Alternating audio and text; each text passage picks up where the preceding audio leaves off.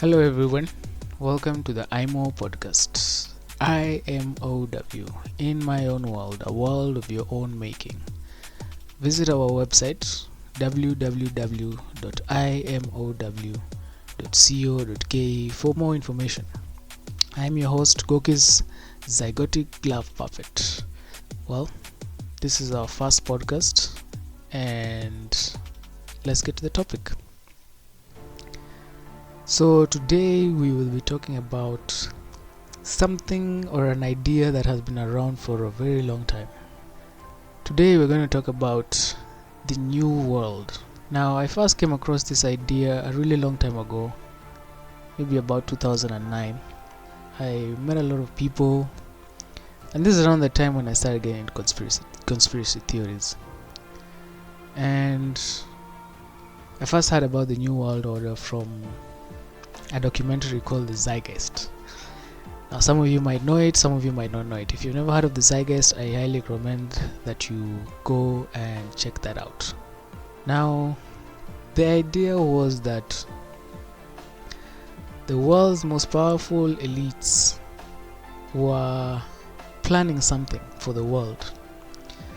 They had a plan to bring the entire world under a single government. A very few number of people would be in control of everything. And I remember when I first saw this, I was horrified. I was like, this is madness. Who would dare to try something like this? How would it even be possible? But nevertheless, just because I thought it was madness didn't mean I didn't think it couldn't happen.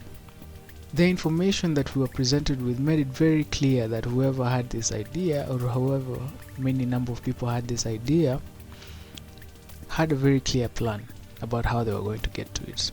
And it was scary. So I obsessed about this for a very long time. And for some reason, these ideas and this story of the New World Order, at the time it wasn't really known by too many people, and the few that did know about it seemed like people who are crazy, right? Conspiracy theorists, people who need to find something to do with their time. So it's one of those things that was just kind of like brushed over, brushed away, brushed to the side. But for a long time I obsessed over this idea that there were a few men, mostly from the European and Western countries, who were scheming to take over the world. That's a scary thing, man. And basically what that would mean was that whatever freedoms we had were going to be taken away from us. And remember, this is back in 2009, 2010. So, we sat around, we talked about it. Those few of us who took it seriously, we sat around and we talked about it, and we tried to come up with some ideas of what the hell we were going to do. And we were young at the time. We were thinking, man, we need to be a part of a revolution. This was exciting stuff. We had found purpose. We had found a reason to fight. We had found something to fight for.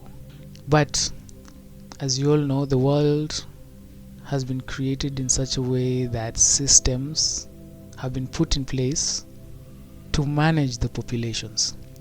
And fortunately or unfortunately, however you want to look at it, we were in the system. Well, I learned about this in university, and so I was in the system. I had gone to schools, and at the time I was knee deep in the system. And the life that I had grown up living, I had been groomed to live a life where my survival depended on my ability to find a job. And so after a couple of years of bouncing ideas, some of my friends even started, I guess you could say, some sort of movement, printing posters and making badges and having meetings about it. But a group of young guys and ladies sitting around talking about how scary it is that a few people are going to take over the world and basically dictate our lives for us, was not going to stop it. And we soon realized that whatever it is we thought we could do about it was really just a waste of time. Or at least most of us did. And so we quickly realized that we had to get back to reality. We had exams we had to pass, we had to study for those. We couldn't stay isolated from the rest of the world forever. We had to interact with the rest of the world who didn't care about that kind of idea or what the hell it meant for them. And so slowly and surely we were pulled back into the system. It's a brilliant system, isn't it? One where if you learned the truth about what was going on, the system had agents in place to put you back in your place. Some of those agents are your family, some of those agents are your friends, and if you should choose not to play ball, you will be isolated, and that could lead to a whole other range and variety of problems. So we slipped back into the system. However, as for me, I find it very hard to let go of that idea. I am not a particularly agreeable person, and to hear that my freedom was on the line, to hear that the world was going into a place where I couldn't do all that I wanted to do, I couldn't move how I would have wanted to move, I would be restricted by the ideologies of somebody who had never even lived in my country, somebody who didn't even know I existed. That was something I couldn't let go of. And so I thought maybe I could find a way to use my voice to speak out to as many people as I could. And so I started writing. But as I said, there was a stigma attached to that kind of thinking. Young people are just like, why would you want to burden yourself with all of this? Why don't you just have fun? Right? It was that time in your life where it was just have fun, man. Right? People didn't want to think about it. But I said no. I have to remember, because I could feel myself forgetting that there is this thing, that there is this monster that is being created behind the shadows, and if we don't do anything about it, our future selves are going to hate us for not doing anything about it. But of course, the world has too many problems of its own. Everyday people can't afford to think about things like this. Let me put it this way. Most people have too many problems to pile on problems that at the time were not tangible enough for them to spend that kind of energy thinking about. But funny enough, fast forward to today, you can see that the men and women who had this idea of a new world did not stop planning. And we hear about all these secret meetings and coming together of the elite meetings behind closed doors, and we hear about some of the policies in some of these countries where you can see it. If you are one of the people who originally heard about this at the time when it was all considered a conspiracy, you can see that they are slowly but surely still carrying out their plans, or at least that's what it seems like to me. And for sure that's what it seems like to a lot of other people who are now becoming vocal about it. It's happening before our eyes. They told us it was going to happen, and now it's happening before our eyes. In Canada now there's this debate about freedom of speech. It's that, I guess you could say, they're trying to experiment with how much freedom of speech can we take away from the people. And I guess the opportunity they found to do that was by regulating what you are allowed to call another person. Let's say a transgender, or even just a regular male and female. They're now blurring the lines between male and female. They're trying to make it so that you're not allowed to use whatever gender pronouns you think are ascribed to that person. So let me break that down for you. If I'm a guy, if I'm a male, I was born with male genitalia, or if you're a female and you're born with female genitalia, you can decide that on this particular day you want to be called a him. as a female, you can decide you want to be called a him, or me as a male, I can decide I want to be referred to as a she. And this has become so politicized that to the extent that they're now bringing children into this whole equation. They're now saying that children can be allowed not to identify with the sex that they were born with, and they can decide to be referred to as they, them until they are of age, or until they decide whatever gender they want to ascribe to. And to me that sounds like madness, because there isn't enough time in the world for anyone to cherry pick, or let me put it this way, there isn't enough time in the world for me to figure out what each and every individual I come in contact to wants to be referred to. You know, our brains were designed so that we can make judgments, quick judgments based on information. And so if I see you as a man, I can see, okay, obviously your physical structure is that of a male, and so I will call you a him, and so it makes work easier. But basically what Canada is experimenting with is that you're no longer free to just say things like that. Now you have to ask somebody, what gender do you want me to call you by? Sounds crazy. But the thing behind that is that if that is passed as a law, that's the freedom of speech begins to be lost there. And so if you're going to take over the world, you definitely have to control what people can and can't say. And so this is why there is such a big war between Jordan Peterson, the clinical psychologist, and many people who now ascribe to the non-binary bullshit, if you ask me. That's one part of it. The other part of it was the pandemic. I don't know how, yes, many people died in the pandemic, but I don't know how that information was collected. I don't know how true that information was to begin with. And then secondly, more people die from diarrhea than people in the pandemic died. But you don't see anybody creating lockdowns because of diarrhea. And so to me it felt more like another step in the agenda towards the new world. It seemed like another test of how much control do we really have? How much can we really control the world? That seemed like an exercise in something like that. And you can see, if you just keep looking and looking and looking, you will see all these little experiments that the elite try out to see just how much power do we really have, how much can we nudge the masses in the direction that we want them to go in. And it's a scary thought.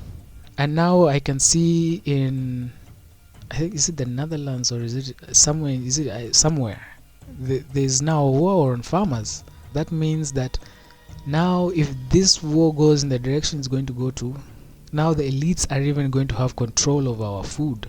I think it's in the Netherlands, so I'm not too sure. I need to find out about that. But somewhere in Europe, they're now saying that farmers are not allowed to farm anymore because farming causes too much pollution.